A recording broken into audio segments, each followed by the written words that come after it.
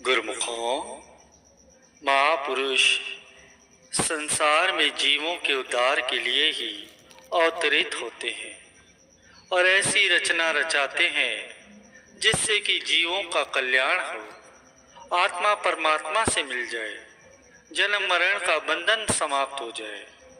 आप देख ही रहे हो कि हमारे श्री परमहंस दयाल जी महाराज जी ने श्री आनंदपुर दरबार की रचना की।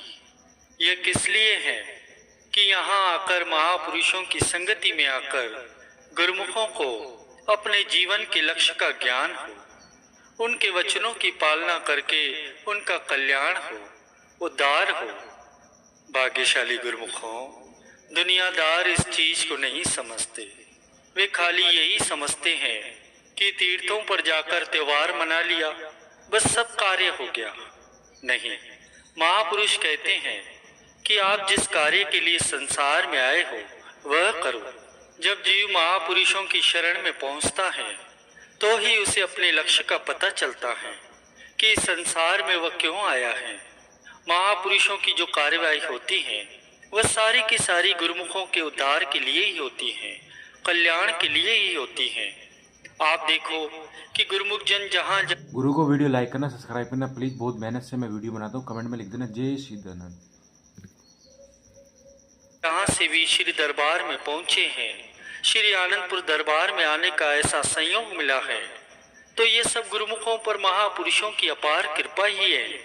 तो गुरुमुखों, जैसे महापुरुष गुरुमुखों के कल्याण के लिए दिन रात एक करके संलग्न है, सभी गुरुमुखों का भी यही फर्ज होता है कि महापुरुषों की संगति में आकर उस असली चीज को प्राप्त करें जिससे आत्मा का उद्धार हो। वह असली चीज क्या है? वह है महापुरुषों की भजन बंदगी, भजन अभ्यास, और जो उपदेश वक्त के संत सदगुरु गुरुमुखों को बताते हैं उसी में सभी गुरुमुखों का कल्याण है। इंसान अपने विचारों से अपने उद्धार कल्याण का नहीं सोच सकता जब तक उसे वक्त के महापुरुषों की राह नुमाई नहीं मिलती, उनकी शरण में नहीं पहुंचता, तब तक उसको सही रास्ता नहीं मिल सकता। कोई भी अपने मन के ख्यालों से अपना कल्याण नहीं कर सकता, अपनी मंजिल तक नहीं पहुंच सकता। गुरुमुखों, श्री दरबार की जितनी भी रचना है, चाहे श्री आनंदपुर है, श्री प्रयागधाम है, और भी जहाँ जहाँ पर सत्संग स्थान है, ये सब किस लिए है? केवल और केवल गुरुमुखों के कल्याण के लिए, उनके उद्धार के लिए ही है। जहाँ पहुंचकर गुरुमुख जन सेवा, सत्संग, भजन अभ्यास करके भक्ति का फैज उठाते हैं। वक्त के महापुरुष ही समझाते हैं कि गुरुमुखों, भक्ति के अलावा बाकी जितनी भी चीजें हैं वे सारी असत्य हैं, यही रह जाने वाली हैं, साथ जाने वाली कोई चीज यहाँ नहीं है। इसलिए महापुरुष कहते हैं, साथी न चाले बिन भजन। महापुरुष चेतावनी दे रहे हैं, सुजाग कर रहे हैं कि केवल और केवल मालिक का नाम और भक्ति की कमाई ही जीवात्मा के साथ परलोक में जाती है, इसके अलावा बाकी सब यही रहता है।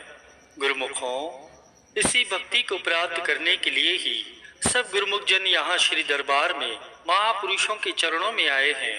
ये गुरुमुखों के बड़े भाग्य हैं, तभी महापुरुषों की चरण शरण मिली है। बिना भाग्यों के किसी को भी वक्त के महापुरुषों की चरण शरण प्राप्त नहीं होती। तो भाग्यशाली हैं गुरुमुख जन जो असली चीज नाम भक्ति की प्राप्ति के लिए, असली चीज को पाने के लिए आए हैं। यह भी ख्याल रहे कि जीवात्मा का कल्याण किसी दूसरी जगह नहीं होता। महापुरुषों की शरण में आने पर ही सही रास्ता मिलता है। उनकी राहनुमाई में चलने पर, उनके वचनों की पालना करने पर ही कल्याण होता है। महापुरुषों के ये पवित्र वचन भी हैं कि जग का जीना है भला जब लग हृदय नाम, नाम बिना जग जीवना सो दादू किस काम। ते दिन गए अकार थी संगत बई न संत, प्रेम बिना दृग जीवना भक्ति बिना भगवंत। गुरुमुखों, विचार किया जाए कि जीव को जो मानुष्य जन्म मिला है और वो मानुष्य जन्म धारण करके इस संसार में आया है, तो ये उसके पूर्वले पुण्य कर्मों का ही फल है। जन्मों जन्मों के इसके भाग्य जागे, तब इसको कुदरत ने मानुष्य जन्म दिया। अब मानुष्य जन्म को पा करके इसको क्या करना है जिससे इसका ये जन्म सकारत हो जाए, ये जन्म अकारत न जाए। जग का जीना है भला जब लगे हृदय नाम, नाम बिना जग जीवना सो दादू किसका। मानुष्य जन्म को पाकर के अगर इसको सफल बनाना है तो इसमें क्या करना है। तो फरमाते हैं कि अगर मनुष्य के हृदय में मालिक का नाम बसा रहेगा, अगर उसे मालिक की याद आती रहेगी, तभी उसका जीना सकारत है। मगर ये मनुष्य जन्म सकारत कैसे बनता है, इसकी समझ मनुष्य को अपने आप नहीं आती। जब तक इसे संत महापुरुषों की संगति नहीं मिल जाती और उनकी संगति में ज्ञान नहीं मिल जाता, विचार नहीं मिलता, तब तक ये मालिक की याद में नहीं लगता और इसका काम नहीं बनता, जिससे इसका जीवन अकारत चला जाता है। यह कुदरती बात है। जब संत महापुरुषों की संगति में आकर विचार आता है, ज्ञान मिलता है, तब इसको समझ आती है कि मनुष्य जन्म प्राप्त करने का वास्तव में क्या लाभ है। वो लाभ यही है कि मनुष्य जन्म को पाकर के जीव मालिक की भक्ति करे, भजन करे, नाम जपे और रूह जो मालिक से जन्म जन्मांतरों से बिछड़ी है उसे मालिक के संग मिलाने का ढंग सीख ले, ताकि इसको फिर से 84 न भुगतनी पड़े, बार बार जन्मना और मरना न पड़े। इस मनुष्य जन्म को पाकर के इसकी रूह का ये कारज सिद्ध हो जाए। महापुरुष तो यही चाहते हैं कि गुरुमुखों का ये असली कारज सिद्ध हो जाए। जो भी महापुरुषों की शरण में आ गए हैं, जिनको संत महापुरुषों की संगति मिल गई है, जिनको ऐसा स्वर्णिम अवसर मिल गया है, वो इस बात को अच्छी तरह समझ गए हैं कि मनुष्य जन्म को पाकर के उन्हें करना क्या है, ताकि ये जन्म सकारत हो जाए, यूं ही अकारत न चला जाए। गुरुमुखों का एक एक पल, एक एक श्वास कीमती बन जाता है। क्यों? कि वो एक एक श्वास में मालिक का नाम जपते हैं, जिससे उनको त्रिलोकी से बढ़कर संपत्ति हासिल होती है। और ठीक इसके विपरीत अगर मनुष्य जीवन भर दुनिया के कामों में ही लगा रहे, दुनिया के विचारों में ही लगा रहा, तो इसका मनुष्य जन्म अकारत चला जाएगा और अंत में हाथ पल्ले कुछ नहीं पड़ेगा। इसीलिए महापुरुष इसको ये विचार देते हैं, इसको ये समझाते हैं कि तुम्हारे तो बहुत, तुम्हें ये इंसानी जिंदगी मिली है और इससे बढ़कर खुशकिस्मती ये है कि संत महापुरुषों की संगति मिल गई है। सत्पुरुषों की संगति का मिल जाना बड़े भाग्यों की निशानी है। कई जन्मों के पुण्य कर्म होते हैं, तब ऐसा संयोग बनता है कि मनुष्य जन्म मिल जाने के बाद सत्पुरुषों की संगति मिलती है। आप भी बहुत ही भाग्यशाली हुए हैं।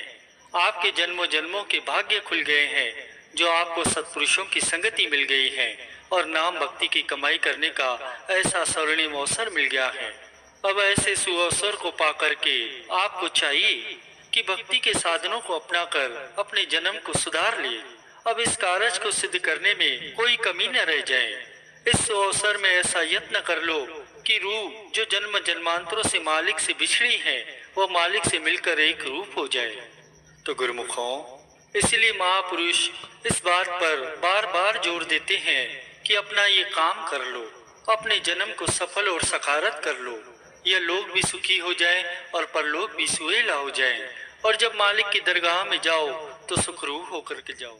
वीडियो लाइक करना, सब्सक्राइब करना प्लीज़।